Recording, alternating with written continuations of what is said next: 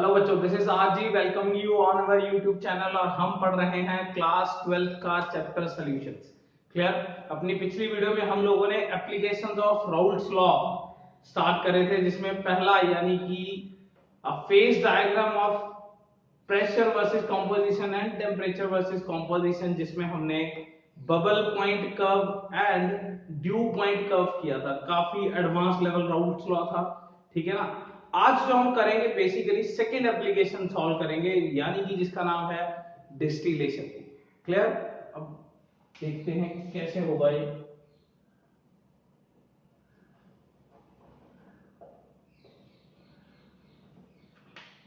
यार वही है ये, वैसा ही डिस्टिलेशन वो जो आप 9th क्लास में पढ़ते हो, ठीक है ना। Distillation as an application of Raoult's law.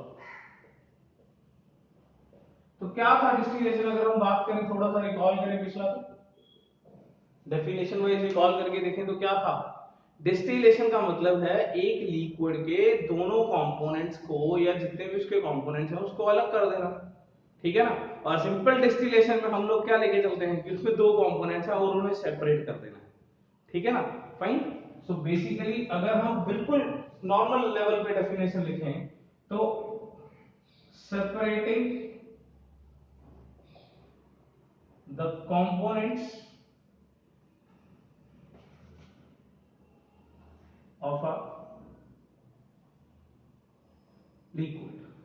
Fine. जैसे बड़ा सिंपल सी बात आपने पढ़ी हुई होगी, फाइन, कि भाई इसमें ए और बी दो कंपोनेंट हैं, हम लोग हीट या कूल करके अल्टीमेटली क्या करते होते हैं, यहां से बंद कर देते हैं, फिर यहां से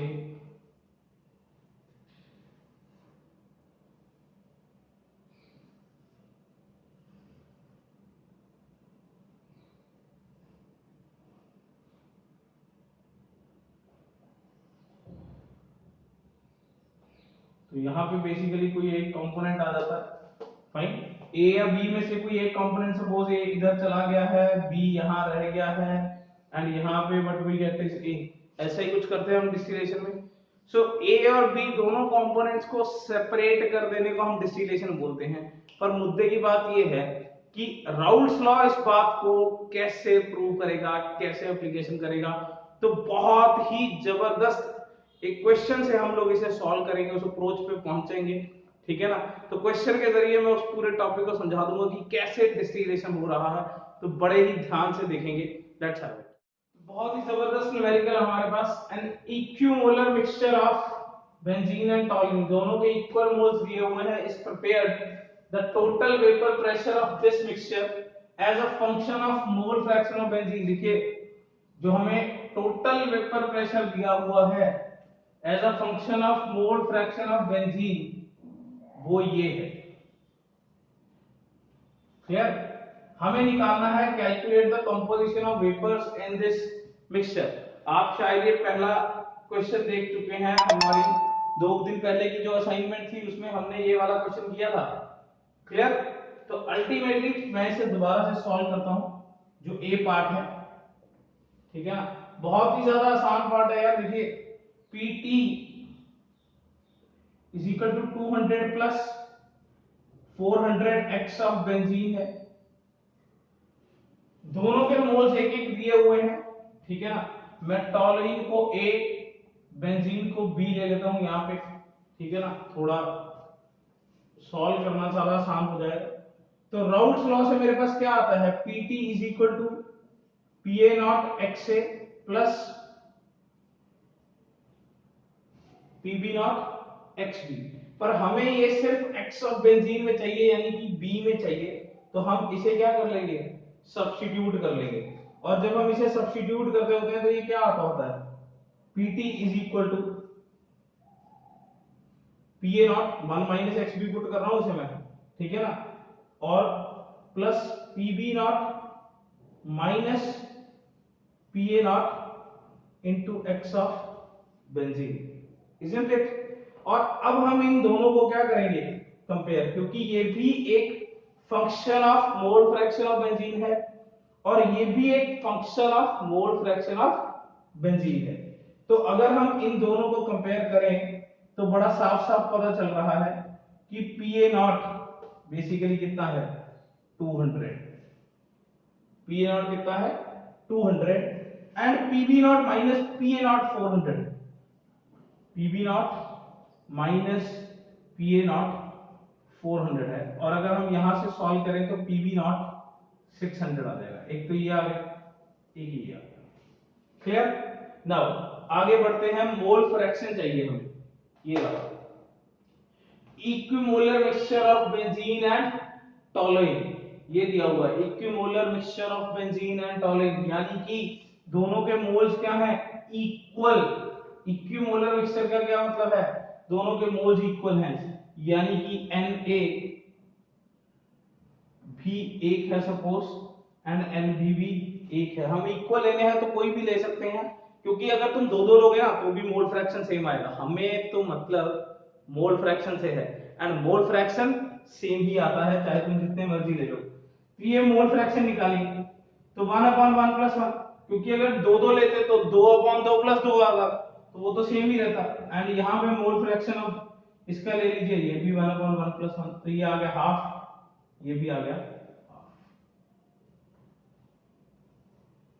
एक्स और एक्स बी कितना आ गया हाफ। कोई दिक्कत। क्लियर। तो अब आपके पास यार ये नॉट है, पीबी नॉट है, सारा कुछ है। अब आप क्या करिए, बड़ी सिंपल सी बात है, अब आप निकालिए composition of vapours in this mixture. ठीक है ना। तो बड़ा सिंपल सा फंडा है, पहले तो पीटी निकाल लेंगे।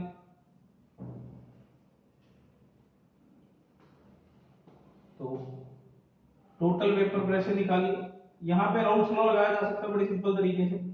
PT is equal to PA naught XA plus PB naught XB, isn't it. तो ये 200 इंटू हाफ, मैं सीधा ही ले लेता हूं 100, 200 इंटू हाफ, और ये 600 इंटू हाफ 300, तो ये मेरे पास आ गया है 400 आ गया ना। और मेरे को क्या चाहिए वाई ए, क्योंकि पहला क्वेश्चन क्या है composition of vapour in this mixture, Y A निकालना है। तो वाई ए क्या होता है PA naught XA upon PT. तो पीए नॉट कितना है 200 इंटू हाफ अपॉन पीटी कितना आ रहा है 400। अगर मैं यहां पे देखूं तो ये मेरे पास आ गया 1/4। एंड अगर वाई ए इतना आ गया है, वाई ए कितना आ गया है 1/4, तो वाई बी कितना आ गया होगा, ये आ गया होगा 3/4। चाहे करके देख लीजिए, 600 इंटू हाफ 300 अपॉन 400, 3/4 आ गया। कोई दिक्कत। तो यहाँ पे पहला क्वेश्चन सॉल्व हो जाता है, composition of vapour in this mixture. Clear. बड़ा सिंपल सा फैक्ट है, जो हमें फंक्शन ऑफ बेंजीन में इक्वेशन दी हुई थी और जो राउंड्स की इक्वेशन थी, मैंने इन दोनों को सॉल्व कर लिया। क्लियर। एंड ये मेरे पास क्या हो गया है सॉल्व हो गए, पीए नॉट एंड पीबी नॉट आ गया है। दोनों के इक्विमोलर्स दिए हुए थे तो दोनों के मोल्स मैंने क्या ले लिए सेम ले लिए। कोई दिक्कत। दोनों के मोल सेम ले लिए हैं तो मोल फ्रैक्शन सेम आ गया है, पीए नॉट पीबी नॉट है, तो पीटी निकाला, वाईए निकाला, वाईबी निकाला, तो ये मेरे पास पहला क्वेश्चन का आंसर आ गया। पर हम distillation as an application of Raoult's law पढ़ रहे हैं, ये तो सिर्फ राउट्स लॉ का एक न्यूमेरिकल है ये वाला। पर जब बी ऑप्शन पढ़ेंगे ना, ये जो बी पार्ट है, ये हमें पूरे का पूरा डिस्टिलेशन प्रोसेस समझाएगा। क्लियर। तो चेक करिए कि कैसे समझाता है। तो बी पार्ट में हम डिस्टिलेशन को ज्यादा अच्छे से समझ पाएंगे। क्या है बी पार्ट, देखिए ध्यान से जरा। If the vapour pressure above the liquid in part A R collected and condensed into a new liquid, यानी कि थोड़ा सा हम इसे डायग्रामेटिकली समझ के देखते हैं। यहां पे कोई ए का मोल फ्रैक्शन था, यहां पे बी का मोल फ्रैक्शन था XB, ये वाला XA है और ये वाला क्या है XB, और इसके जो वेपर्स बन गए हैं ये बेसिकली बन गए हैं YA और YB। फाइन। अब इसने बोला है कि ये जो वेपर्स हैं, यानी कि इतना जो पार्ट है, ये जो वेपर्स वाला पार्ट है, इसको इसने अलग निकाल के कंडेंस कर लिया है। तो अलग जब निकाल के कंडेंस कर लिया है तो वो यहां आ गया। यानी कि यहाँ जो मोल फ्रैक्शन है ना वो YA और YB है, पर लिक्विड में जब कंडेंस कर लिया है तो लिक्विड में बन गया। लिक्विड में तो हम हमेशा क्या बोलते हैं, x में बोलते हैं, तो हम यहाँ पे लिख के रख लेते हैं, ये है XA डैश और ये है XB डैश। नॉलेज के लिए हम लिख सकते हैं कि YA ही XA डैश है and YB he XB dash है। समझ गए ये बात? क्वेश्चन को समझिए पहले। The vapour above the liquid in part A, part A का जो वेपर बना हुआ है उससे निकाला और अलग कंडेंस किया into another liquid. Fine, calculate the composition of vapour in this, यानी कि यहां YA डैश और YB डैश निकालिए। फाइन, तो यानी कि दोबारा से राउल्ट्स लॉ लगाएंगे तो बड़ा सिंपल सा फंडा है। YA कितना आ गया था, YA जो कि XA डैश है अब मेरा, ये कितना आ गया था 1/4 एंड YB जो अब मेरा XB डैश है ये आ गया था 3/4। मतलब मैं कह सकता हूं कि ये 1/4 है और ये 3/4 है और पूरा राउल्ट्स लॉ लगाना है। PA नॉट कितना था 200 आया था, PB नॉट 600 आया था, यहां से PT निकल जाएगा, क्या है PA not into XA dash, isn't it. अब ये इस फॉर्मूले में लगाना तो डैश डैश में तो क्या होता है, तो PA into XA, PA not into XA आएगा ना 200 इंटू 1/4, ये 50 आ गया है, 600 इंटू 3/4 ये आ गया है 450, तो ये आ गया है 500। कोई दिक्कत? एंड अब यहां पे निकालना है YA डैश। YA डैश का फॉर्मूला क्या होगा, PA not XA dash upon PD। तो ये कितना आ गया, ये आ गया है PA not is 200 into 1/4 upon 500। वैसे ना बड़ा सिंपल सा तरीका होता है, ये जो वैल्यू है ना इसके अपॉन 500, इसके अपॉन 500, तो ये 50 अपॉन 500 ये बन गया है 1/10। सिमिलरली YB डैश क्या बन गया 9/10। मैं सिर्फ एक बात बताना चाहता हूं, ये 1/10 और ये बन गया है 9/10। ये शुरू में था 1/2, ये शुरू में था 1/2, ये यहां पे बन गया था 1/4, वही जो यहां पे लिया ना, क्योंकि यही तो ये है, यही तो ये है, यही तो ये है, समझ आ रहा है, यही तो ये है। तो ये अल्टीमेटली क्या है 3/4, ये आ गया 1/4 और ये आ गया 3/4। थोड़ा सा सोचिए, अब थोड़ा सा सोचिए, चीज काफी क्लियर हो गई है, डिस्टिलेशन बस हाथ पे है अब तो। ये आधा आधा था, XA हाफ था XB हाफ था, यानी कि 50-50% था कि नहीं था? यहां क्या हो गया, ये 1/4 हो गया, ये 3/4 हो गया, यानी कि 25% रह गया और ये 75% हो गया। B यहां पे 75% हो गया, A 25% रह गया है। फर्क देखिए, दोनों 50-50 लिए थे, पर वेपर के टाइम पे A सिर्फ 25% अवेलेबल है जबकि B 75% अवेलेबल है।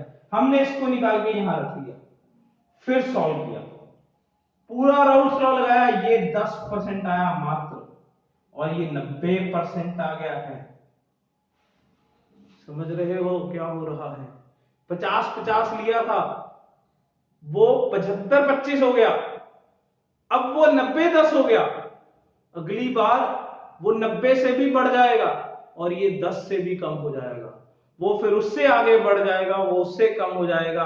अल्टीमेटली एक चीज पूरी अलग हो जाएगी, एक चीज पूरी वेपर में नहीं रहेगी, एक चीज सिर्फ लिक्विड में रहती जाएगी। देखो बड़ा सिंपल सा फंडा है, बी हमेशा वेपर में बढ़ता जा रहा है, यहां भी बी वेपर में बढ़ता जा रहा है, यानी कि ए लिक्विड फॉर्म में बढ़ता जा रहा है, बी वेपर में बढ़ता जा रहा है।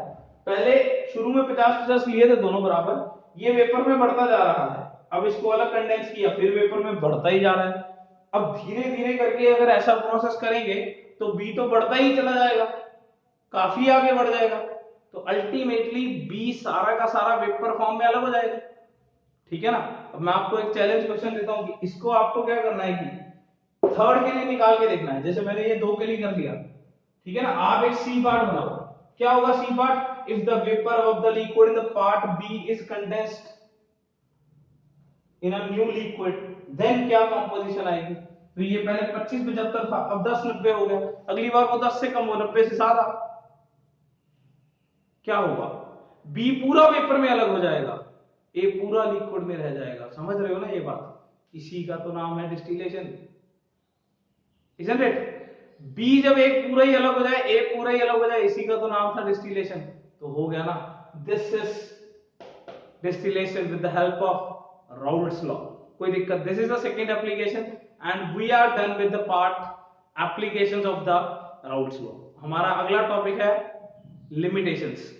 मैं मान के चल रहा हूं कि love this is clear and you need to comment in the comment section कि अब अगर इसको तीसरे में डिस्टिल करेंगे तो क्या आंसर आएगा। and we will proceed with ideal and non ideal solutions, जो कि लिमिटेशंस में बहुत अच्छी चीज है। फाइन, तो समझते हैं लिमिटेशंस ऑफ राउल्ट्स लॉ। अगला टॉपिक है limitations of Raoult's law.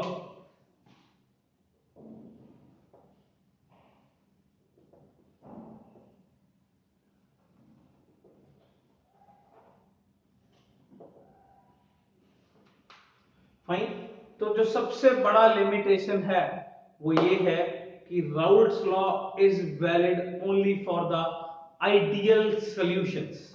Raoult's law सिर्फ और सिर्फ आइडियल सॉल्यूशंस पे वैलिड है, ये नॉन आइडियल सॉल्यूशंस पे वैलिड नहीं है। पर मुद्दे की बात ये है कि आइडियल सॉल्यूशंस क्या होता है, करते हैं वो भी, पर पहले लिख लीजिए ये बात।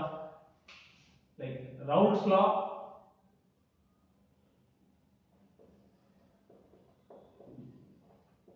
is valid only for ideal solutions। ये नॉन आइडियल सॉल्यूशंस के लिए वैलिड नहीं है। पर अब हमारा मुद्दा है कि आइडियल और नॉन आइडियल सॉल्यूशंस क्या है। तो एक डिफरेंशिएशन से हम लोग आइडियल और नॉन आइडियल को पढ़ेंगे। काफी बड़ी चीज है, ठीक है ना, और काफी ज्यादा आसान है, इसमें बिल्कुल भी कोई ज्यादा औखी चीज नहीं है। तो ideal solutions and non ideal solutions, clear? तो बेसिकली आइडियल सॉल्यूशन क्या है? The solution which obeys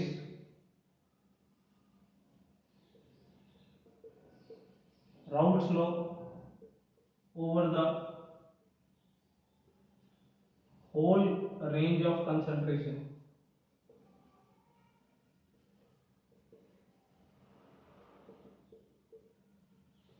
is known as ideal solution। कह रहे आइडियल सॉल्यूशन क्या है? जिस पे हमेशा राउल्ट्स लॉ फॉलो होता है। और ऊपर क्या लिखा था कि राउल्ट्स लॉ सिर्फ आइडियल सॉल्यूशन में वैलिड होता है। और क्या कह रहे हैं? आइडियल सॉल्यूशन वो है जिस पे राउल्ट्स लॉ फॉलो होता है। मतलब हमारा घर कहाँ है? तुम्हारे घर के सामने। और तुम्हारा घर कहाँ है? हमारे घर के सामने। तो वो वाली बात हो गई, मुद्दे की बात फिर से फंसी हुई है। आइडियल सॉल्यूशंस क्या है? तो थोड़ा टेक्निकली समझते हैं, डेफिनेशन है तो हमें तबाह कर देंगे। तो टेक्निकली आइडियल सॉल्यूशन क्या है? जिसमें अगर जब आपने ए, कोई भी ए चीज थी, कोई एक ए सॉल्वेंट था या सॉल्यूट था, कुछ सॉल्व एक ही चीज होती है तो उनमें से प्योर सॉल्वेंट बोलते हैं। तो ए था और ए का एक पार्टिकल दूसरे ए के पार्टिकल को, दूसरा ए का पार्टिकल तीसरे ए के पार्टिकल को किसी फोर्सेस ऑफ अट्रैक्शन से पकड़ के बैठा था, ठीक है ना। ये लोग वेपर बनाएंगे, इसको हम सिर्फ पीए नॉट बोलेंगे क्योंकि सिर्फ प्योर कंपोनेंट है, क्लियर? तो अब ये जो पीए था या ए था, इसमें हमने किसी बी सॉल्यूशन को डाल दिया, ठीक है ना। जैसा ए था वैसे बी कोई ना कोई होगा, अपना बी दूसरे बी को पकड़ के रख रहा होगा, एक दूसरा बी तीसरे बी को पकड़ के रख रहा होगा, उनके बीच में कोई फोर्सेस ऑफ अट्रैक्शन होंगी, क्लियर? अब आपने ए को बी के अंदर क्या कर दिया? मिक्स। जब आपने ए को बी के साथ मिक्स कर दिया तो डेफिनेटली कोई ना कोई फोर्सेस ऑफ अट्रैक्शन या तो बढ़ेगी या तो घटेंगी या फिर उतनी ही रहेंगी, कुछ ना कुछ तो होगा ना, क्योंकि ए की अफिनिटी लगाव जो है बी के लिए वो हो सकता है कि उतना ही हो सकता है कम हो जाए, हो सकता है ज्यादा हो जाए। मतलब बड़ा सिंपल सा केस है, ए लड़के हैं बी लड़कियां हैं, अब या ए भी लड़के हैं बी भी लड़के ही हैं, या ए लड़कियां हैं बी भी लड़के ही हैं, तो इन तीनों अलग अलग केसेस में अलग अलग हमें चीजें देखने को मिलेंगी। लड़के लड़कों में ही बिठा दिए, दोबारा से मिक्स कर दिया, घंटा फर्क नहीं पड़ने वाला। तो अगर तो ए को बी के साथ मिक्स कर दिया और ए की अफिनिटी बी के लिए अब भी उतनी ही है जितनी ए की ए के लिए थी, बी की बी के लिए थी, और अब ए की बी के लिए है, तब उस सॉल्यूशन को आइडियल सॉल्यूशन बोला जाता है। ठीक है ना, समझिए इस चीज को थोड़ा सा।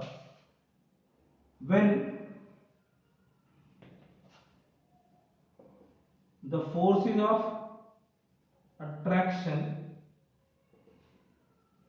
between A and B are comparable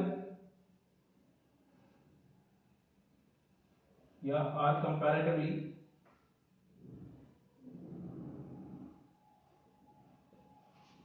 equal to AA and BB, then that solution is known as ideal solution। एक एग्जांपल से करके देखते हैं। मेरे पास n हेक्सेन है एक A एंड n हेप्टेन है B। अब हेक्सेन यानी कि C6H14 ये दूसरे n हेक्सेन को किस फोर्सेस से पकड़ रहा होगा? Definitely with the forces of van der Waals attractions.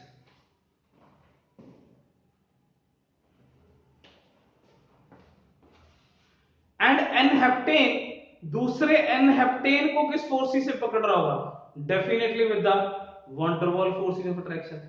क्यों? क्योंकि इनके बीच में ना तो कोई पोलैरिटी है, ना ही कोई हाइड्रोजन बॉन्डिंग है, ठीक है ना ही कोई और तरीके की फोर्स लग रही है यहाँ पे, ना कोई डाइपोल जनरेट हो रहा है, कोई भी तरीके की फोर्स यहाँ पे बन नहीं पा रही है। तो जब कोई फोर्स नहीं होती तो कौन सी फोर्स होती है? वैन डर वाल फोर्सेस। दुनिया की सबसे घटिया फोर्सेस हैं वैन डर वाल फोर्सेस, एंड जहां कोई नहीं है वहां क्या है? वैन डर वाल फोर्सेस। तो n हेक्सेन की n हेक्सेन के साथ क्या है? वैन डर वाल फोर्सेस। और n हेप्टेन की n हेप्टेन के साथ क्या है? वैन डर वाल फोर्सेस। क्योंकि C7H16 में कौन सा घंटा कुछ वापरने वाला है? फाइन, वैसा ही रहने वाला है। अब जब दोनों एक अपने आप को वैन डर वाल फोर्सेस से पकड़ रहे हैं, अब मैंने C6H14 यानी कि हेक्सेन को C7H16 यानी कि हेप्टेन के मिक्सचर के अंदर डाल दिया है, क्या होगा? जब दोनों के ऊपर पोलैरिटी है ही नहीं है, जब दोनों के ऊपर हाइड्रोजन बॉन्डिंग नहीं है, कुछ नहीं है, तो अब हेक्सेन हेप्टेन को कैसे पकड़ेगा? वैसे ही पकड़ेगा यार जैसे पहले पकड़ा हुआ था। यानी कि दोनों में पहले भी क्या था? वैन डर वाल फोर्सेस, और अब भी क्या है? वैन डर वाल फोर्सेस। यानी कि हेक्सेन पहले जितना उड़ सकता था अब भी उतना ही उड़ेगा, हेप्टेन पहले जितना उड़ सकता था अब भी उतना ही उड़ेगा। देखो, अगर दोनों के बीच में लगाव ज्यादा हो जाए, सपोज ए जो है वो बी को बहुत अच्छे से पकड़ के रख ले, तो क्या उतना उड़ेगा? क्या उतना वेपर प्रेशर बनेगा? नहीं बनेगा। उसे बोलते हैं नॉन आइडियल सॉल्यूशंस। जब ए अलग तो उड़ सकता था, बी अलग उड़ सकता था, अब दोनों को आपने इकट्ठा कर दिया और दोनों का एक दूसरे के प्रति लगाव इतना ज्यादा है, अट्रैक्शन इतनी ज्यादा है कि अब वो एक दूसरे को उड़ने देना नहीं चाहते। जब वो एक दूसरे से नहीं उड़ेंगे तो वेपर प्रेशर जनरेट नहीं होगा। जब उड़ेगा ही नहीं तो कहेगा वेपर प्रेशर। तो अगर वेपर प्रेशर ही नहीं बनेगा तो डेफिनेटली वो आंसर नहीं आया जो आना चाहिए था राउट्स के हिसाब से। इसका मतलब वो क्या है? Non ideal solution. एंड जब इसको पहले भी दूसरे हेक्सेन होने से घंटा फर्क नहीं पड़ रहा था, इसको दूसरे हेप्टेन से नहीं पड़ रहा था, अब हेक्सेन का हेप्टेन के साथ कोई लगाव नहीं है, तो इसको जितना उड़ना था, इसको भी जितना उड़ना था, तो इनको कोई फर्क ही नहीं पड़ा। तो ये अब भी उतना ही प्रेशर जनरेट करेंगे जितना पहले कर रहे थे। तो definitely routes law is followed. इसे बोलते हैं ideal solution. Clear? And non ideal solution में क्या है कि ए की बी के साथ अट्रैक्शन जो है, attractions of A with respect to B, A या बी से बढ़ गई हैं, या attractions of A with respect to B, A या बी से घट गई हैं। मैं दोनों ही केसेस को एक्सप्लेन करूंगा, आप थोड़ा सा देखिए इसको कि जब ए बी के साथ लगाव बढ़ गया, अब उड़ने नहीं देगा वो, तो अब हमारा वेपर प्रेशर जो है वो उम्मीद से क्या हो जाएगा, कम हो जाएगा।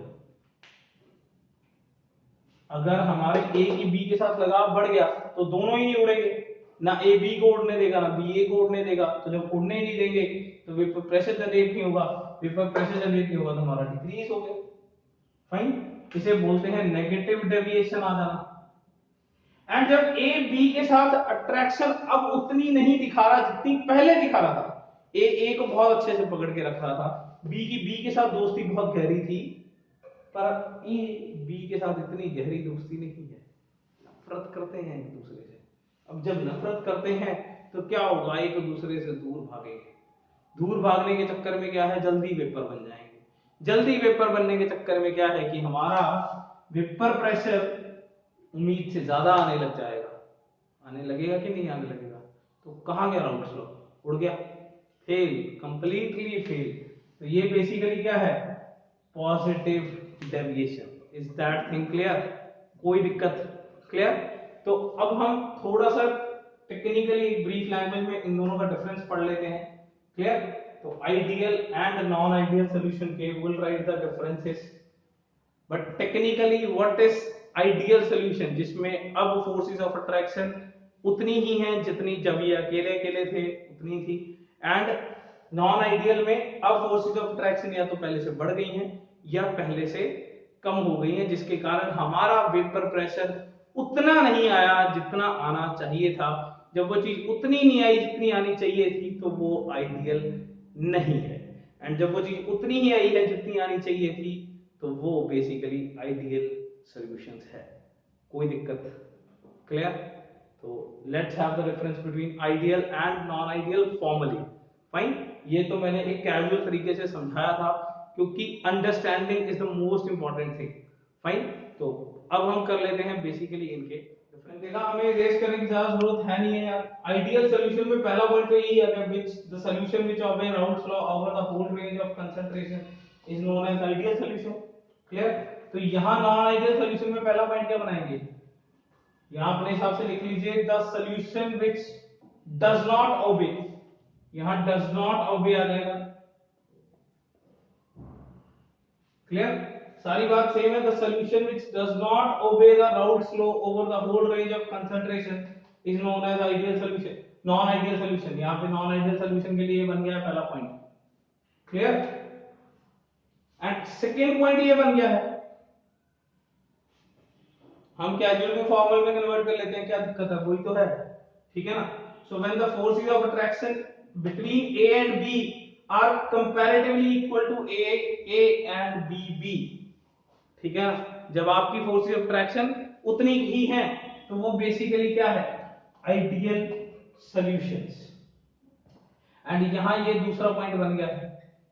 फाइन, आप चाहे ये वाली चीज मत ही मेंशन करना कि इसके लिए ये होता है, इसके लिए ये होता है, ये हम कर लेंगे अभी आगे, क्लियर। आप दूसरे पॉइंट में चाहे इतना लिख सकते हो, when the attractions of A and B is more than AA and BB, या फिर when attractions between A and B is less than AA and BB, ठीक है ना।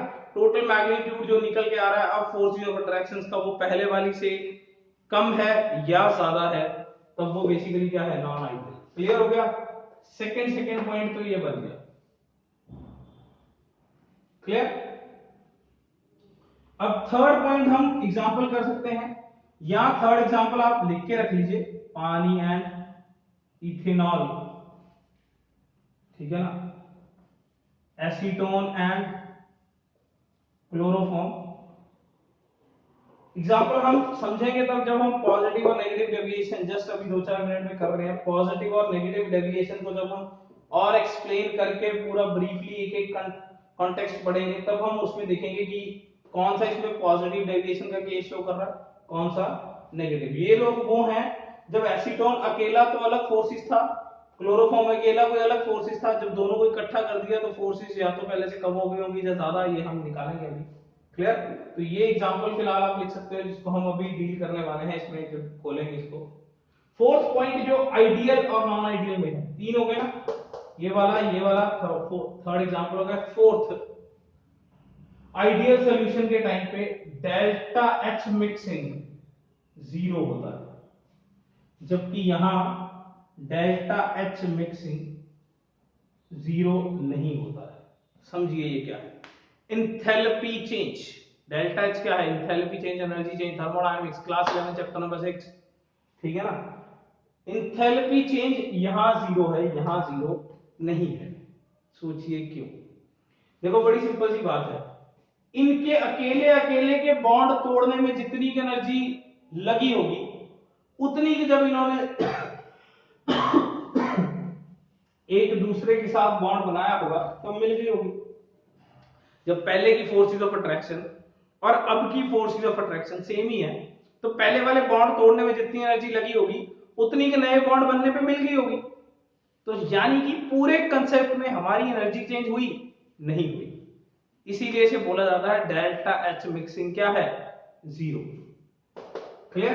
पर यहां सपोज पहले बॉन्ड तकड़े थे तो लग ज्यादा गई तोड़ने में, अब बॉन्ड तकड़े नहीं है तो मिली तो है नहीं, यानी कि बदलाव रह गया एनर्जी का। या फिर दूसरे हिसाब से सोच लेते हैं, मान लो पहले तो एनर्जी तो लगी नहीं क्योंकि बॉन्ड इतने ज्यादा अच्छे नहीं थे, और अब बहुत अच्छे हैं, ए का बी के साथ अब पड़ गया प्यार, ठीक है ना। तो अब इनको तोड़ना क्या है, मुश्किल। मतलब डेफिनेटली पहले तो बहुत आसानी से टूट गए, पर अब जब ये जुड़ गए हैं तो बहुत ज्यादा एनर्जी रिलीज, मिक्सिंग 0 है नहीं है। तो ये है एंथैल्पी चेंज। क्लियर। अब पांचवा पॉइंट यहीं से लिख लो यार क्योंकि लास्ट पॉइंट है। डेल्टा वी मिक्सिंग क्या है, 0, एंड यहां डेल्टा वी मिक्सिंग 0 नहीं। अब ये क्या फंडा है, डेल्टा वी का मतलब है चेंज इन वॉल्यूम। हेक्सेन का 50 ml लिया, हेप्टेन का 50 ml लिया, 50 और 50 को जोड़ दिया, कितना बनना चाहिए, 100 बनना चाहिए। कायदे से तो 100 बनना चाहिए, और 100 ही बनेगा क्योंकि पहले वो एक मॉलिक्यूल जितनी फोर्स से पकड़ रहा था अब भी उतनी की फोर्स से पकड़ रहा है, जिसके कारण पहले एक मॉलिक्यूल दूसरे से जितना दूर होगा अब भी उतना ही दूर होगा, ठीक है ना। कोई ज्यादा तो खींचा है नहीं, ना कोई कम किया है, ना कोई रिपल्शन करी है, ना कोई उम्मीद से ज्यादा अट्रैक्शन करी है। तो 50 और 50 मिलके क्या बन जाएंगे, 100 ही बनना चाहिए और 100 ही आएगा। यानी कि जो हमने सोचा था और जो आ रहा है उनमें जो चेंज है वो डेफिनेटली क्या है, 0, कोई चेंज नहीं है। 50 और 50 को जोड़ के 100 का आइडियल मिक्सचर बनना चाहिए था, आइडियल ही बन रहा है, तो डेल्टा की मिक्सिंग क्या है, 0। अब थोड़ा इस केस में समझ के देखते हैं, मान लो इसके 50 ml थे, इसके 50 ml थे, दोनों को इकट्ठा कर दिया। अब पहले ये कौन से प्यार से कौन सी फोर्सेस से रह रहे थे मेरे को नहीं पता, पर अब ए का बी के साथ तो बहुत लगाव है। अब जब ए का बी के साथ लगाव बहुत ज्यादा है तो ए बी को पूरा अच्छे से पकड़ के रखेगा। जब ए बी को पूरा अच्छे से पकड़ के रखेगा तो डेफिनेटली सॉल्यूशन रिलेटिवली कॉन्ट्रैक्ट हो जाएगा ना एक तरीके से। मतलब 50 + 50 यहां पे 100 होता होगा, पर यहां तो 50 + 50 कितना रह गया, 99 रह गया। क्यों, क्योंकि ए ने बी को इतना अच्छे से पकड़ के रख लिया कि 100 ml की बजाय कितना रह गया, 99। यानी कि डेल्टा वी मिक्सिंग 100 आना चाहिए था, 99 आया, कितना आया, 1। वैसे ही यहां पे फंडा हुआ, ए बी को बी को अच्छे से पकड़ के रख रहा था, पर अब अच्छे से नहीं पकड़ के रख रहा तो खुल गया है सिस्टम। तो यहां 50 + 50 क्या आ जाएगा, 101 आ जाएगा। यहां भी उतना तो नहीं आया जितना आना चाहिए था, तो डेल्टा वी मिक्सिंग क्या है, नॉट इक्वल टू 0। कोई दिक्कत, इज दैट थिंग क्लियर। मैं यहां पे काफी डिफरेंसेस करा चुका हूं पॉजिटिव नेगेटिव पे, हम तो सिर्फ अभी फॉर्मली लिखेंगे ही बस, लगभग सारी चीजें हम कर चुके हैं, बस एक मेजर चीज जो करनी है वो एग्जांपल अंडरस्टैंडिंग। क्लियर? तो ये बात क्लियर हो गई, डेल्टा वी मिक्सिंग जीरो क्यों नहीं है, क्योंकि यहाँ या तो ज्यादा खींच लिया गया है या ज्यादा छोड़ दिया गया है, जिसके कारण वॉल्यूम उतना नहीं है जितना होना चाहिए था। कोई दिक्कत? These are 5 differences. Like first is the formal definition, second is technically what is ideal and non-ideal, third is example, fourth one is delta H mixing, fifth one is delta V mixing. Is that clear? So let's have positive and negative deviations in the non-ideal solutions. So next we have is positive and negative deviation under non-ideal solutions. I think we are clear with non-ideal solutions क्या चीज है, differential बना लीजिए जल्दी से ideal and non ideal solutions में। तब तक मैं फर्स्ट पॉइंट मेंशन कर देता हूं जो कि हमें काफी ज्यादा क्लियर है कि ए बी के अट्रैक्शंस अब उतने ज्यादा नहीं है जितने ए के और बी के थे। Kindly write it as forces of attraction,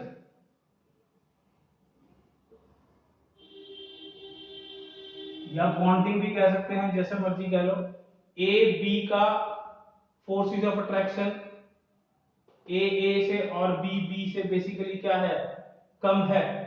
and negative deviation के केस में हमारे पास क्या है, ए बी का फोर्सेस ऑफ अट्रैक्शन जो है वो ए और बी के फोर्सेस ऑफ अट्रैक्शन से ज्यादा है। थोड़ा सा इसे टेक्निकली समझते हैं क्यों इसे पॉजिटिव डेविएशन बोला गया। अब अगर देखो ये फोर्सेस इससे क्या हो गई हैं, वीक, इफ अब पहले से क्या हो गई हैं, ज्यादा वीकर हो गई है ना फोर्सेस, तो इससे क्या होगा, वॉलेटिलिटी बढ़ेगी, isn't it? वॉलेटिलिटी बढ़ेगी तो वेपर प्रेशर बढ़ेगा। जब आप फोर्सेस इतनी तगड़ी है ही नहीं है तो उड़ेगा, ए भी उड़ेगा ज्यादा, बी भी ज्यादा उड़ेगा, एंड वेपर प्रेशर भी बढ़ेगा। किसका? ए का भी बढ़ेगा, बी का भी बढ़ेगा। अब जो दोनों का बढ़ गया है तो टोटल का भी बढ़ेगा ही यार, ठीक है ना। तो क्या होगा,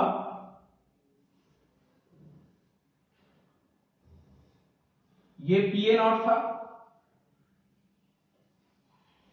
ये पीबी नॉट था, एंड ये हमारे पास पीटी था। जब ए का वेपर प्रेशर पहले से बढ़ेगा तो ये आ गया, बड़ा हुआ, क्यों? क्योंकि ज्यादा उड़ रहा है, ठीक है ना। एंड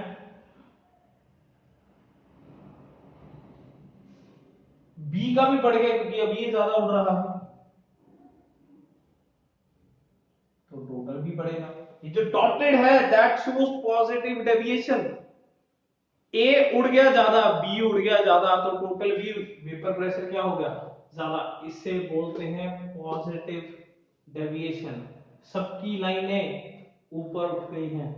ये जो डार्क लाइनें हैं ये राउल्ट्स लॉ था। राउल्ट्स लॉ की मानते, आइडियल सॉल्यूशन की मानते तो डार्क लाइंस आती। ये जो डॉटेड लाइंस आई हैं ये this is because of non ideal solutions. Clear? अब अगर हम यहां पे देखें, ये पीए नॉट था, ये पीबी नॉट था, एंड ये बेसिकली इनका आया था पीटी। अब ए और बी की फोर्स ऑफ अट्रैक्शन क्या है, काफी तगड़ी है। ए बी को उड़ने नहीं देगा, बी ए को उड़ने नहीं देगा, तो अल्टीमेटली इसका वेपर प्रेशर क्या हो जाएगा, कम हो जाएगा, और इसका भी वेपर प्रेशर क्या हो जाएगा, कम। और दोनों का कम है तो फिर ओवरऑल तो कम होना ही है। ये क्या है, negative deviation. Is that thing clear? Positive deviation में हमारा ज्यादा वेपर प्रेशर जनरेट होगा, जबकि नेगेटिव में इतना वेपर प्रेशर जनरेट नहीं होगा। कोई दिक्कत? Clear? Then delta H mixing की बात कर लेते हैं। वैसे तो यार याद करना बड़ा आसान है, पॉजिटिव है, ठीक है, फिर भी सोच लेते हैं। देखो क्योंकि ये पहले के बॉन्ड है, ये तगड़े हैं, इनको तोड़ने में एनर्जी लगेगी, देखो तोड़ने में ज्यादा लग रही है, और जब ये जुड़ रहे हैं ए और बी तब तो फोर्सेस इतनी अच्छी है ही नहीं है, जुड़ने पे एनर्जी निकलती है। Combination is always an exothermic process. किसी को ये नहीं पता तो 10वीं का पहला लेक्चर लगा लो भाई, ठीक है ना। कॉम्बिनेशन हमेशा क्या है, एक एक्सोथर्मिक प्रोसेस है, एंड टूटना एक एंडोथर्मिक प्रोसेस है। तोड़ने में ज्यादा एनर्जी लग गई, जोड़ते वक्त इतनी नहीं मिली, लग ज्यादा गई मिली कम, लग ज्यादा गई मिली कम, ओवरऑल हमारी एनर्जी लग गई। एंड ओवरऑल एनर्जी लग जाती है तो इसे क्या बोलते हैं, पॉजिटिव, यानी कि एंडो प्रोसेस हुआ। लगी ज्यादा जब तोड़ना था, निकली कम। क्लियर, कोई दिक्कत। तो फिर यहां पे क्या आएगा, देखो ये तो बॉन्ड बी की है, तो एनर्जी तोड़ने में तो कम ही लगी, जोड़ते टाइम मिल ज्यादा गई, तो ये बेसिकली क्या आ जाएगा, डेल्टा एच मिक्सिंग इनका क्या आ गया, negative. Clear. Similarly delta we mixing, देखो हमने पहले जो आइडियल और नॉन आइडियल किया था उसमें बस ये बात करी थी कि नॉट इक्वल टू जीरो आएगा, कितना आएगा, प्लस आएगा माइनस आएगा, वो हम आगे डिफरेंशिएट कर रहे हैं नॉन आइडियल के अंदर।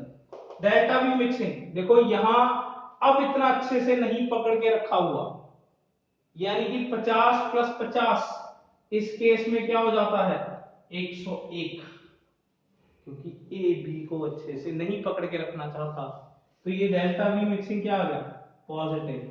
100 आना चाहिए था, आया 101, 100 आना चाहिए था और यहां आया 99, तो डेल्टा वी मिक्सिंग यहां पे क्या है, नेगेटिव है। क्लियर।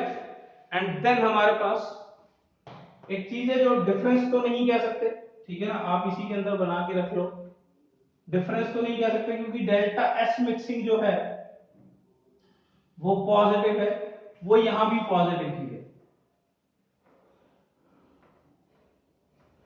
डेल्टा एस का मतलब होता है इंट्रोपी चेंज, इंट्रोपी का मतलब होता है randomness, class 11 chapter number 6। Entropy मतलब रैंडमनेस, मतलब खुलाव, कितना ज्यादा फिर सकते हो आप, कितनी ज्यादा रैंडमनेस है आपकी। देखो वो तो बड़ी है, क्योंकि 50 वाले को अब 101 में 101 के सोल्यूशन में घूमने को मिल रहा है, और यहां 50 वाले को 99 ml के मिक्सचर में घूमने को मिल रहा है, तो हर किसी का संधि होने से हर किसी का फायदा ही, ठीक है ना। 50 वाला भी अब 99 के एरिया में घूम सकता है और यहाँ 50 वाला 101 में घूम सकता है, तो दोनों ही केसेस में इंट्रोपी हमारी बड़ी ही है। एंड इंट्रोपी बड़ी है तो डेल्टा जी दोनों ही केसेस में क्या आएगा, नेगेटिव। डेल्टा जी तो गिव्स फ्री एनर्जी है, गिव्स फ्री एनर्जी का नेगेटिव आना ये बात बताता है कि प्रोसेस स्पॉन्टेनियस है, प्रोसेस हो रहा है, हो तो रहा ही है, ठीक है ना, दिस प्रोसेस इज स्पॉन्टेनियस। अगर डेल्टा एस मिक्सिंग पॉजिटिव होता है तो डेल्टा जी ओवर अपने आप नेगेटिव ही आ जाता है, क्योंकि ये बस साइन में उल्टे ही है। Clear. Delta G minus T delta S of universe, आपने एक पढ़ा होगा delta H minus T delta, वो सिस्टम के लिए है। अगर एंट्रोपी ऑफ द यूनिवर्स ये पूरे मतलब पहले ही लिखा जाए तो ये entropy is positive then delta G is negative, क्योंकि एंट्रोपी ये बात बता रही है कि सिस्टम स्पॉन्टेनियस है। क्लियर, कोई दिक्कत। तो ये तो डिफरेंसेस नहीं थे तो मैं इसलिए बता दिए, थोड़ा क्लियर होना चाहिए। फायदा ये देखो एंट्रोपी में दोनों का फायदा, 50 वाला 99 में चाहे 50 101 में, तो फायदा ही है। ये 3 पॉइंट क्लियर है। So if these 3 points are clear, we will move to the fourth point, is the most important point is example, ठीक है ना। तो एग्जांपल को समझते हैं, एंड ये पॉजिटिव और नेगेटिव डेविएशन में एक एग्जांपल लेके चलते हैं। काफी सारा एग्जांपल तगड़ा है एक, जिससे बहुत आसानी से समझा जा सकता है। Ethanol plus hexane, and here we have chloroform plus acetone ले लेते, this is acetone, this is chloroform. Fine, ये एग्जांपल में करके देखते हैं। देखो ये बंदे की पहले फोर्स ऑफ अट्रैक्शन की बात करते हैं। जब इथेनॉल इथेनॉल को पकड़ के बैठा होगा तो डेफिनेटली मतलब ये हाइड्रोजन बॉन्डिंग आ गया है यहाँ पे। फाइन, काफी हद तक हाइड्रोजन बॉन्डिंग आ गया है। एंड हेक्सेन, हेक्सेन के साथ वो तो अभी हमने बात ही करी थी कि कौन सी होती है, वॉन डेर वाल्स फोर्सेस, दुनिया की सबसे घटिया फोर्सेस, क्योंकि सिंपली जो C6H14 है ये तो एक दूसरे को क्या पकड़ना चाहेगा, ना कोई पोलैरिटी है, ना कोई इलेक्ट्रोनेगेटिव एलिमेंट है, कुछ नहीं है। क्लियर। तो इन्होंने पहले तो इसने अच्छा पकड़ा हुआ था, पर इसने अपने आप को अच्छा नहीं पकड़ा हुआ था, पर इसने पकड़ा हुआ था ना। एक बंदा तो है जिसने बहुत अच्छे से पकड़ा हुआ था। अब हमने इन दोनों को कर दिया है मिक्स, उठा बैठ गया इथेनॉल का। इथेनॉल क्या करेगा अब? पहले इथेनॉल को पकड़ने को मिल रहा था, अब इथेनॉल को हेक्सेन पकड़ने को बोला है, अब नहीं पकड़ेंगे। अब इथेनॉल हेक्सेन को क्या कह के पकड़े? इतना अच्छे से नहीं पकड़ पाएगा। जब इतना अच्छे से नहीं पकड़ पाएगा तो कहेगा इससे अच्छा तो उड़ ही जाता हूं, पॉजिटिव डेविएशन। अब यहां पे देखते हैं, देखो इसके अंदर कोई हाइड्रोजन बॉन्डिंग नहीं आ रहा, इसके अंदर कुछ नहीं आ रहा, पर अगर मैं यहां पे इसको बनाऊं कुछ इस तरीके से,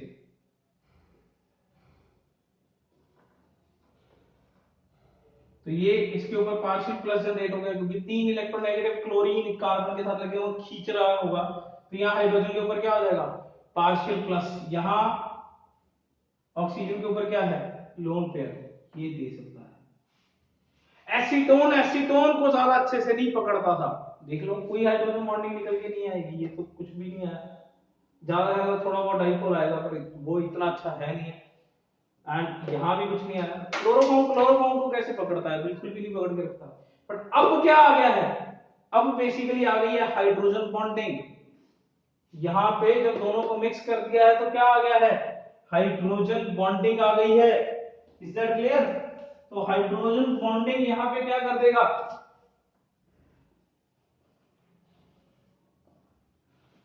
हाइड्रोजन बॉन्डिंग एक दूसरे को ज्यादा अच्छे से पकड़ के रखेगा और उड़ने नहीं देगा, तो नेगेटिवली डेविएट करेगा। बड़ा सिंपल सा तरीका, देखो एग्जांपल सोचने का। अगर पहले फोर्सेस अच्छे आ रहे हैं, ये देखो पहले फोर्सेस अच्छे निकल के आ रहे, तो बाद में अच्छे नहीं है, तो पॉजिटिव आ गया। एंड अगर पहले अच्छे नहीं थे, पहले इसका इसके साथ और इसका इसके साथ अच्छा नहीं है, पर अब अच्छा निकल के आ गया है, तो वो बेसिकली क्या है? Negative deviation. कोई दिक्कत? Clear? So we are summed up the ideal and non ideal solution, that is limitation of Raoult's law. कोई दिक्कत? ठीक है ना? कमेंट सेक्शन में आपको याद होगा, आपको एक न्यूमेरिकल का आंसर करना है, जरूर कर दीजिएगा। एंड पढ़ते रहिए। Thank you so much. Like share subscribe जरूर कर दीजिएगा।